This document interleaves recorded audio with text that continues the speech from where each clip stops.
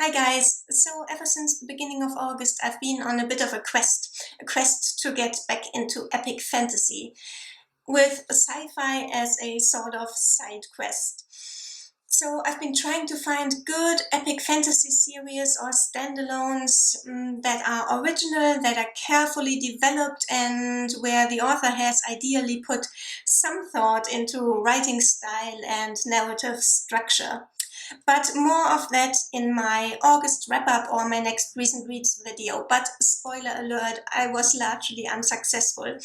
But there will be a happy ending. The one book that I want to talk about today was the most frustrating one of them all, but not because it was the worst of the lot. And it wasn't the one that I liked least either, far from it. On the contrary, it was so frustrating because I think it could have been fantastic. It could have been one of my favorite reads of the year, if not for certain flaws that I think could have been preventable, or at least could have been corrected in a first or even second or third draft. So the book in question is Plutoshine by Lucy Kissick, and this is obviously one from my sci-fi side quest. It is set on Pluto and in a not too distant future in which humans have colonized the solar system. And their latest big project is the terraforming of Pluto, where there has been a small colony of about 100 scientists for quite a few years. It's not clear how many, but there are 10-year-old children that were born on Pluto, so for at least that long. And now a team of terraforming specialists have been sent there in order to undertake the project of drastically altering the chemical makeup of Pluto's atmosphere and of bringing the sun to Pluto, so drastically increasing the intensity of the sunlight that reaches Pluto with mirrors. But right from the start, right from when they are setting up everything, things go wrong, and in ways that seem not to be accidents, but rather sabotage. In addition, it seems that extraterrestrial life has recently been discovered on Pluto, or at least a 10-year-old girl claims to have found life. Only she's now not talking anymore. She has stopped speaking since a traumatic accident that she witnessed that put her father into a coma. So there's now only gossip among the colony. And there are actually two xenobiologists who keep looking for life, because of course we want to be on the safe side ethically before we start altering Pluto's atmospheric makeup and thereby potentially destroying any life forms that might be there and adapted to these conditions. So these are the two interesting concepts in this novel that are in dialogue and kind of in conflict. The terraforming project of Pluto, and on the other hand, the potential of life on Pluto. So two very interesting hooks, and they kept me hooked all through the book. However, as I was reading and the further I got into the book, the more frustrated I became with it. So there are several problems, in my opinion, with this book. The first one is character integration. So we get two major viewpoint characters with a third one coming in towards the end. And all the rest of the characters are they stay on the periphery, including, and that is the problem, the antagonists. Their motives, and to a large degree even their actions, aren't really shown in the story. They are just explained expressly after the effect. They are not integrated and aren't being slowly revealed in the course of the story. In a similar vein, there is also a backstory that gets revealed bit by bit at regular intervals in the course of the story. And these so-called interludes are not in any way organically integrated into the text. They are not narratively linked to the text. So they are not flashbacks that a character has, or they are not parts of a story that one character tells another bit by bit over the course of 2 years. They are just given to the reader. And because that is the case, there is no reason in the logic of the story why they shouldn't be given to the reader all at once. There is no reason, no logical reason within the narrative itself why they should be given to the reader in installments as a slow reveal. And that is quite a bit of lazy writing, I think. And the third problem is that for a person with a degree in planetary science, the author is suspiciously coy of giving the reader any details about life on Pluto. She glosses over any and all of the difficulties that come with the concept of having a small colony of humans on a planet that is uninhabitable for them. For instance, where do they get their raw materials? We know that there is a forest that provides them with a bit of food. There's an orchard inside it, but it never really gets clear how big this forest is. And anyway, I doubt that it is so big that it can contain a mountain range with a coffee plantation. And anyway, who is going to plant and harvest the coffee and roast the beans? Which of the 100 planetary scientists is it going to be? Probably none, so they probably get it from a supply ship that comes, I don't know, every 6 months or every year or so, which would mean that the coffee would be awfully stale by the time it arrives. And all the rest of the material as well, as especially the organic material, so their woolen clothes or clothes made of cotton, where do they get them? It's not like Amazon delivers on Pluto, is it? It's never mentioned in any even oblique reference. And then for me, there is the question of how the language might have evolved in an international settlement on a distant planet with now children and children that are growing into teenagers who were born on the planet. That has to have some kind of effect, at least on their vocabulary. But there is no indication whatsoever in the text that their language and their lexicon is anything other than a particularly edgeless and characterless version of 2020's British English. And perhaps the one thing that bothered me most is it is often mentioned in the text that how low the gravity is on Pluto. There are always scenes where one character arrives in a certain spot and his hair arrives a few seconds later because it's still flowing in the air.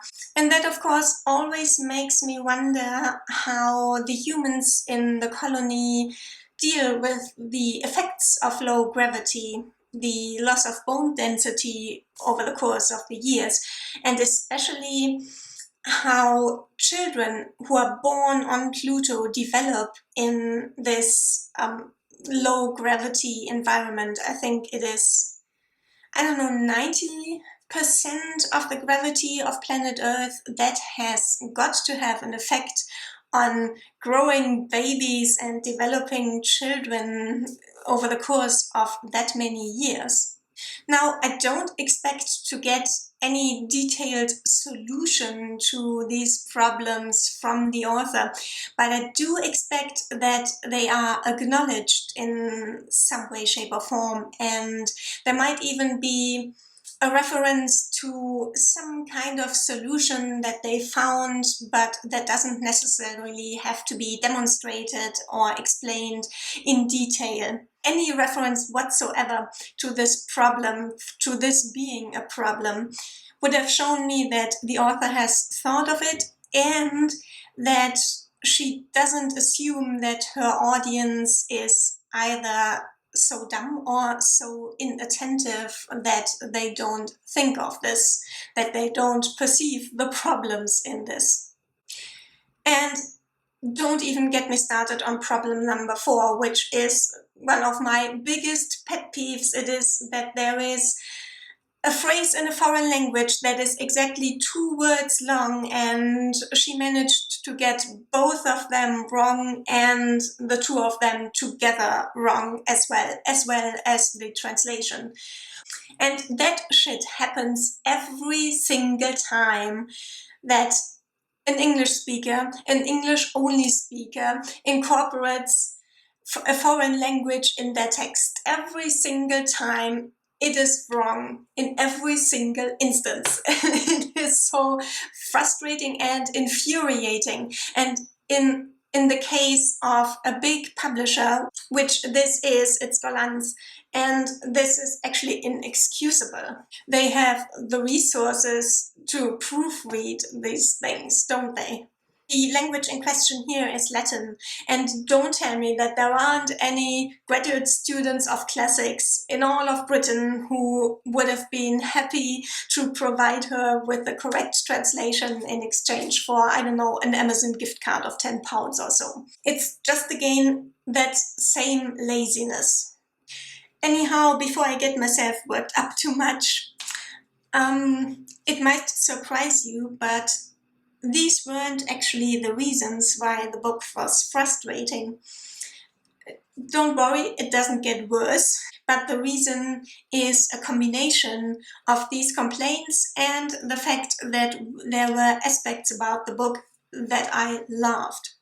First of all, the characters, the viewpoint characters in particular. As I've mentioned earlier, there are 2 main viewpoint characters with a third one coming in towards the end. And 2 of them are immediately lovable, and they stay lovable right until the end. They grow even more lovable, in my opinion. The third one is kind of set up as an antagonist, but it is clear from the prologue that there is something going on there. Appearances may deceive, and there is something going on with them, and it's all quite heartbreaking in the end. The second strong point was the description of the atmosphere on Pluto. The cold, the darkness, the ice mountains, the ice deserts. The characters, all of the people in the colony kind of are able to roam free on the surface of Pluto, at least to a certain distance from the colony, because of course they have got to get back before they run out of oxygen. But within that radius they are able to move freely, even the children, in the absence of any human or non-human predators. And so we are able to follow them around as they move on the surface of Pluto, and even as they go into the ice caves in the icy heart of Pluto. And it's quite a trip. It's a lovely trip into this very foreign environment that is stark and inhospitable, but at the same time incredibly beautiful, at least if you're into this kind of icy, dark landscape.